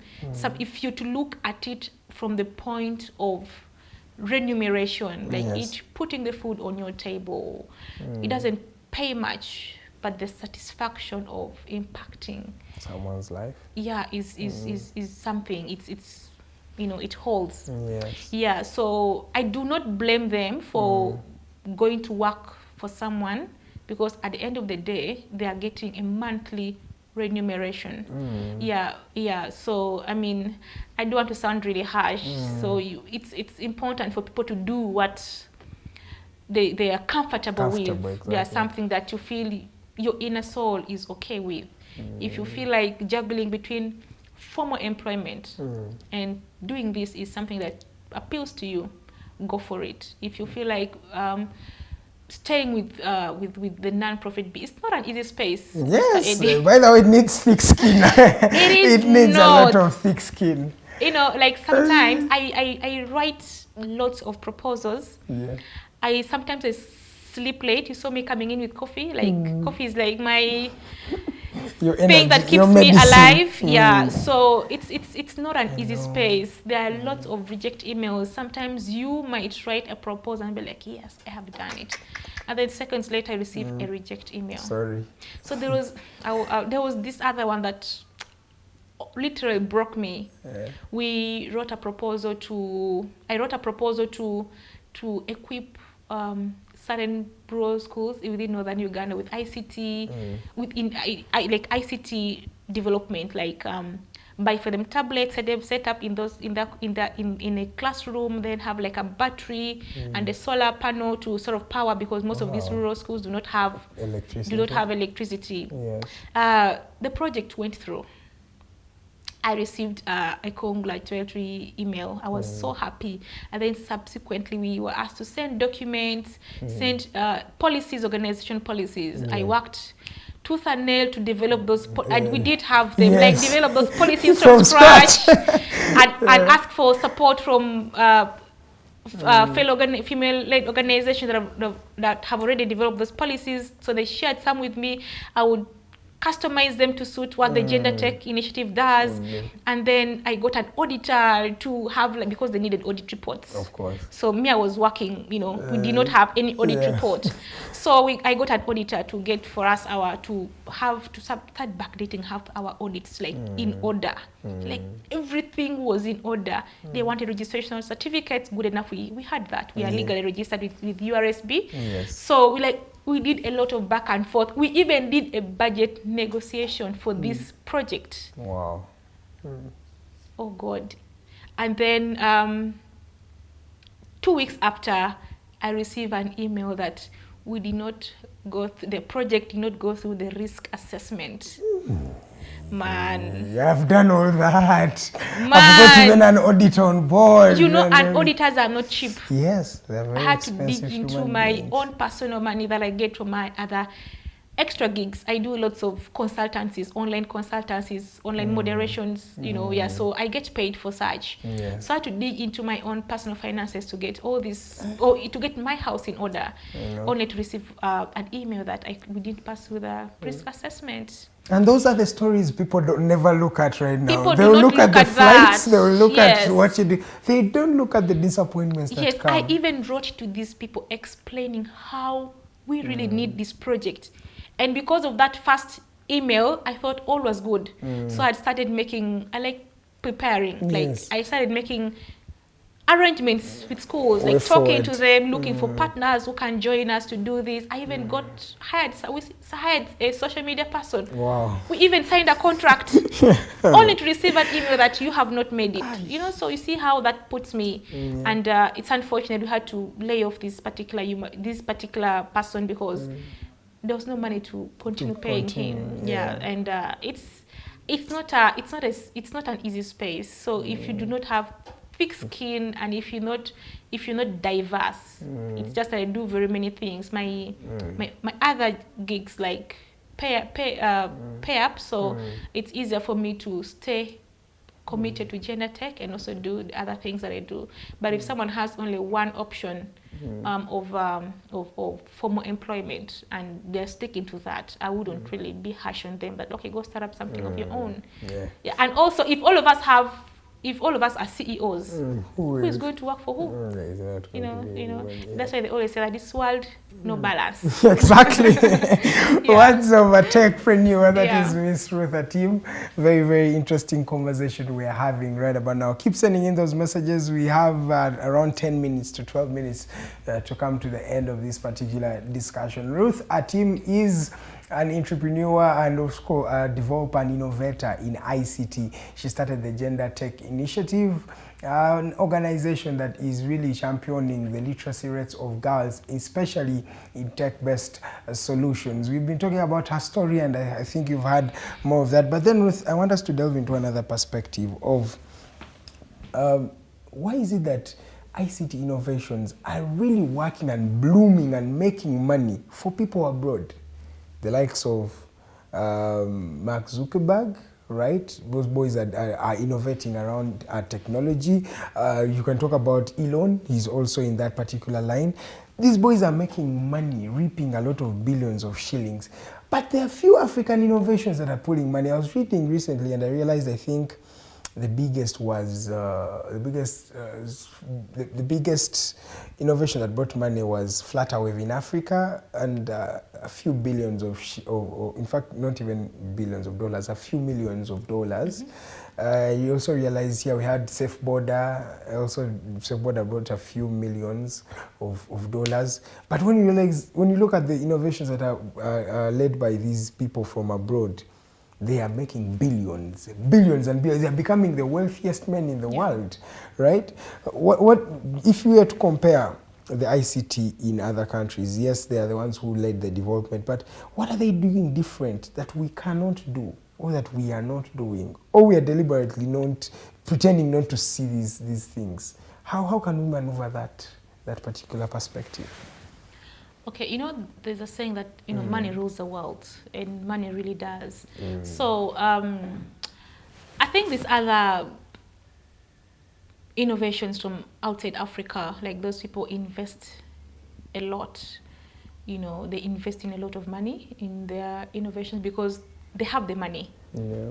Yeah, and for us here in Africa, in Uganda or in northern Uganda, we have this meager resource that you know, investing into a fully fledged innovation takes time to break even. I will zero it down to northern Uganda. Northern Uganda has its own version of Spotify. I don't know if you've heard about that. It's called Monya online stream. It's an online music stream, like you stream music. Yeah, it's so the app is available on all these, on iOS, on App Store, and yeah. So they stream music. You listen to music online. You know. Is it all kind of music or just northern Uganda it's music? all kinds of music. Just go to Monya online music stream and you see it has a purple interface. Okay. Yeah. So we have that, and if you listen to the story behind that particular innovation, you'd really know that the resilience really works. So it takes time, you know, because the innovation started maybe like 3 years ago, but for it to reach where it is right now took time. But if that particular innovation was in a white man's land, it would have taken off like long time ago. Exactly. Because they have a lot of money, a lot of resources to invest in these innovations. Yeah, so I think it zeroes down to what you put into your particular innovation and how creative you are in appealing, you know, the eye, appealing to our eyes. You know, like if you create an interesting interface or something that looks beautiful to the eyes, someone will be prompted to, But then, it's right, but you realize that, is it that we are not disseminating it enough, and we're not really speaking to our innovations here? Is that one of the reasons? Because I believe there are very good innovations we have here, but we're not talking about like gender tech. You realize not many people will know about gender tech, but gender tech is doing something important. Are we just not speaking too much about our achievements generally as a people, as Ugandans, or? Yeah, that also contributes. Like maybe we are not consistent in talking about our success stories or in talking about even our failures. Exactly. Because, so I think we're just not consistent. Because if you are consistent in doing something, like you keep putting it out there in the eyes of the people, they'll get to see it. And if it's too much in their eyes, they'll be prompted to click and check it out. There was a time safe border, like each notification is safe border. It's safe border. I mean, like, what is this thing? So and because it's out there, it's and putting it out there for now for using an online space doesn't need like really very many resources. Like throw it in our eyes, put it to us. We'll be prompted to click and either subscribe or download or Okay. And give you proper ratings. All right. I have a question here from a gentleman called Mutale Farouk. He says, is our curriculum embracing tech-based solutions in your own perspective? Is our curriculum embracing tech-based solutions in your perspective? I would say yes and no. Yes, because right now UCC has started incorporating the importance of ICT in different schools. Yeah, which is, I would applaud them for that. Is it so the computer studies? Yeah, the computer. Not like computer studies per se. Yeah, like putting equipping certain schools with computers. Yeah, equipping them with computers, and that is okay. Yeah. But it hasn't. It's reaching. It's spreading this to only the people in the urban places and not reaching the rural places. So again, that divide is there. To talk about education, yes, we have computer and ICT already in A level. I think it's not an elective. It's compulsory. So you either do that or sub-math. Sub-math, yeah. So I think that is already a step in the right direction. That means if you either go for ICT or you go for math. They are all in the same STEM, STEM stands for science, technology, engineering, and math. So if you're not doing ICT, you're going to indirectly do it in sub-math. Yes. Yeah. So I think we are really trying. We are the country. It's always Can good to we give do better? Yeah. It's first of all, it's good to give to appreciate, to give credibility for something that is being done. Yes. So how can we do it better? That is the thing. I think we can do it better by pushing it a notch higher. Because I've looked at the papers of the ICT lectures. It's like very, very, very, very basic. And for someone in USCE, someone in high school who is going to university, you would expect the curriculum, what is being taught, to be sort of mentally challenging or mentally intriguing. Yes. Yeah, that's the right word to use. Yeah. But ours is really so basic. Yeah, it's simple. I feel like I don't know if it's because I have been in the tech space for long, so I look at them as simple. But I feel like it's. No, but I also feel it's basic, and I've not been in the tech space for that long. Yeah. But I feel it's really basic. Yeah, I feel the same. So if we do something that is challenging, and that will definitely prompt these youngsters to do research and read about it. So when they go to university, they will know that if something is difficult, go to the library and read about it. Or go to Google. Google has answers to everything. Go to Google and research about it. Yes. But that be intentional about researching, not just reading one article and going. Yeah. You really want to know more. Let me ask you another question that has been posed to you. This lady says, she's called Rita. How has she managed to balance between work and family, because it is one of the most challenging area of persons of her caliber? How have you balanced between your family and work? And she says that this is one of the most challenging things of women in your caliber. I think I am just very intentional about everything that I do. Like, I give it my best shot. And coupled with, again, there was another mentorship training that I attended. It's called Women in News. I don't think it's an accelerator program for women in the media. Wow. Yeah. So they teach about work-life balance. They want women to excel in their professions as journalists and also have stable families going on. So that also contributed to me being able to manage my home. Sometimes I micromanage my home and then also do the work that I do.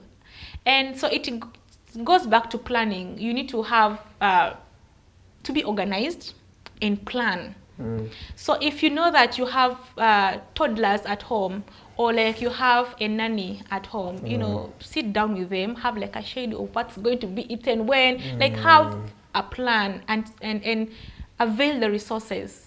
And always, I am always on phone. Like if you're to travel with me, like a 3-hour journey, you get fed up because I'll be calling constant to check how are the kids, how is, no, like I told you earlier, I multitask a lot, so it's easier for me to switch between picking a phone and calling home to check on how the kids are doing, to going into my work, and then to also check on friends. And I'm a very social person. Like I think quite a number of personalities. Like I sort of fit anywhere, you know, so like it's you're easy. a hustler. For like you're called hustlers that fall everywhere. Yes, like I honestly, I'm not trying to blow my trumpet, but I literally, everywhere you put me, I'll adjust and I'll be that particular person. Have you encountered times when your girls have said, are they all girls? I'm Yeah. assuming, Yes. at least I know that.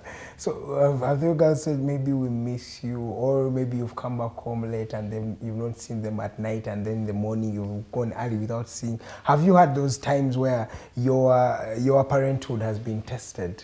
Yes. Yes, there was this time, it was very challenging. I had a work trip to Berlin when my daughter was 4 months old, a baby, and I couldn't travel with her. Yes.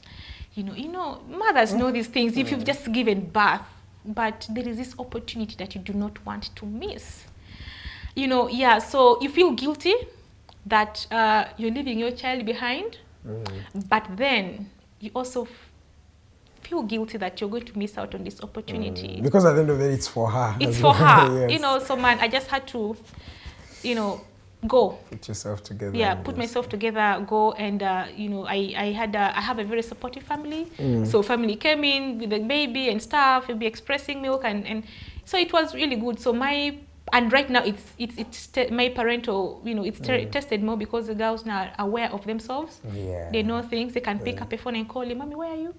You know, coming back. Like today I woke up so early. I always help them get dressed up for school, but today I woke up when they were asleep. So while I was driving here, one call, I'm like, "Mommy, where are you?" You know, that kind of thing. So I'm like, "No, I'm doing work." I'm like, "Okay, bye, have a nice day." She's like, "Okay, maybe mommy have a nice day at work too." So like they're also used to this thing that mommy is always away, and when mommy is with us, she gives us Quality her time. Wow. Yes, yeah. All right, we are coming to the end of this discussion, but maybe you can just paint a picture for us. What is the future of ICT in Uganda? For the time you've seen it grow, you've been part of it.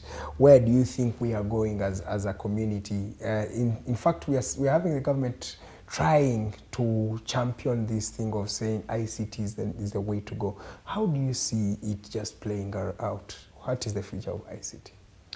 I think the future is really bright. Looking back, maybe 10 years ago when we were at university, where we had knob phones, like, you know, those not smartphones. Yeah. And then looking at it now, like we've really grown over time. So 5 years from now, Uganda, you know, the future is bright because we have people who are intentional about growth in the ICT business, in the ICT sector. We have very many women and people who are venturing into ICT, and the mindset is now changing away from the bias. Yeah, it's a gradual process. It's a gradual process. Like it's steadily growing. Yes. You know, yeah. So over time, we will have a fully blown up sector that everyone is comfortable in, you know. So we are growing. One day we are taking it one day at a time. It's slow, but we'll get there. We'll get there.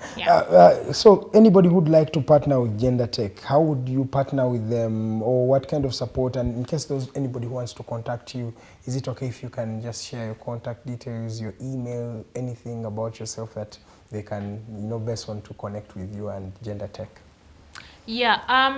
What you would do to support us is like I said, iron point us in the right direction. I'm good at lobbying, like I'm good at speaking to people and convincing them to support us. So just tell me, Ruth, there is this thing, give it a try. and I'll go there. So just point us in the right direction to the people whom you feel like can be able to support us. Okay. And then also, if you want to work with us directly, we are open to partnerships and collaborations. So you can reach me on ruth.atim@gmail.com. That is like Ruth dot atim, like all lowercase, at gmail.com. So that is my official email that I use for all my communications. And then I am on all socials. I'm on Twitter at it's Ruth Atim. I'm on WhatsApp. You know my phone number. Should I? Yeah, it's okay if you feel comfortable. Yeah, and then I'm also on Instagram. I'm on Facebook. It's still the same thing. Just type Ruth Atim, you'll find me there. Okay. Yeah. I have a question from a gentleman. It's a late question. He says, where does she see her organization in the next 5 years?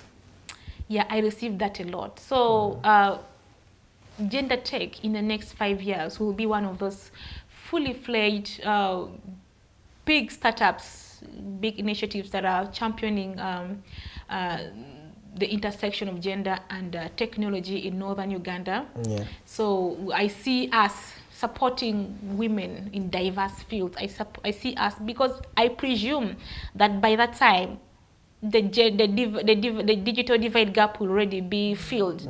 So I see very many men, very many women joining Gender Tech and working to sort of create the digital space safe for everyone, and ensuring that whoever is online is really leveraging on the different opportunities that the online space has to offer, and also supporting women. You know, I always forget about talking about these things. So we also like help market women. You know, like it's something that I do personally, like informally, like teach them how to use digital marketing, like how do you use WhatsApp Business, and how do you market your things, whatever you're doing online, because during the lockdown.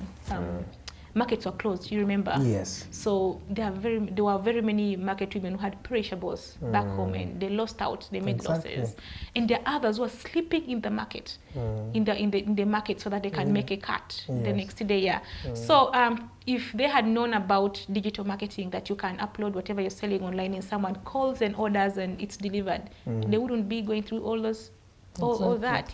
So we want to venture into supporting these people with digital marketing skills, like mainstream. Right now it's still informal. So I see us growing into a very big organization. You know. Of course you will. You will, that I'm sure for a fact. Ruth, lastly, because we've come to the end of this conversation, I can only let you leave without telling us some of your hobbies, things you like to do, in case you're not in serious work, you're not at Gender Tech, you're not volunteering, you're not traveling.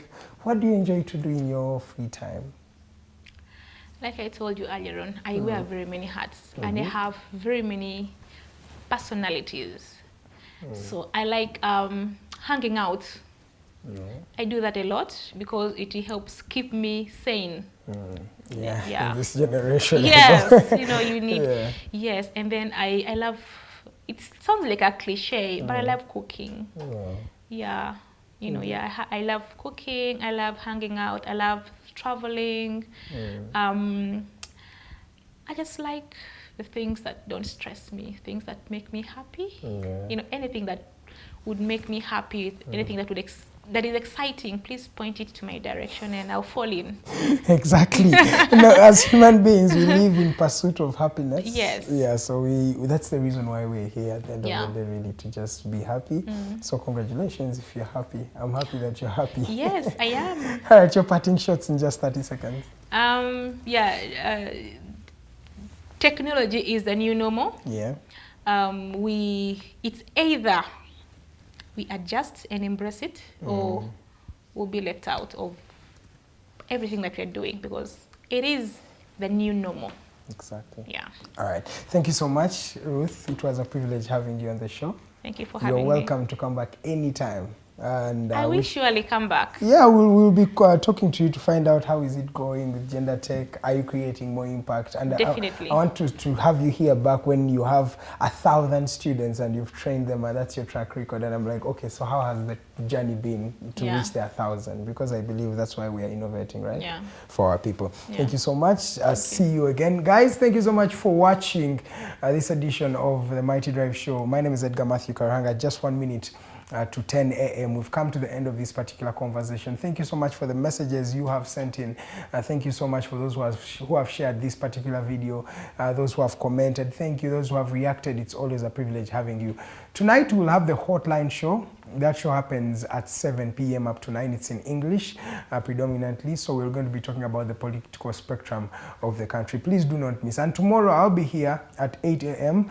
the Mighty Drive Show as we enter, or as we look forward to the Women's Day that is going to be happening on 8th of March on Wednesday this week. So feel free to continue sending in your messages and keep the conversation going on our social media platforms. We are at Digitalk TV, that is on Facebook, at The Alternative Uganda, still on Facebook, at The Alternative Uganda on YouTube. Our videos will be there at Digitalk TV on YouTube. This video is also there. Thank you so much for the guys who actually go to YouTube and still watch these videos and share them and comment on them. It's always a privilege. On Twitter, we are at The Alternative UGA. Please look for us, and you will be able to like our Facebook, our Twitter page, and I can keep in those tweets going through. The hashtag is #The Mighty Drive. My name is Edgar Matthew Karahanga. I was in the proud company of Miss Ruth Atim from Gender Tech, and I'll see you tomorrow at exactly 8 a.m. Please do not miss. And still follow me on my social media platforms at Edgar Matthew Karahanga, Facebook,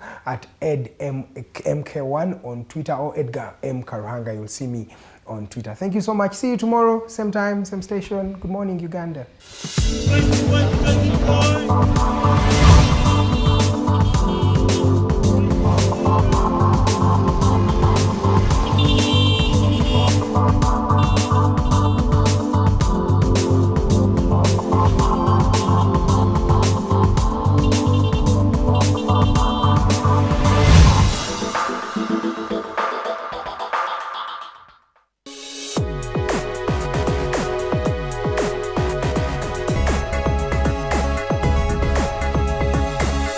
The Alternative Digitalk. Real issues, real talk.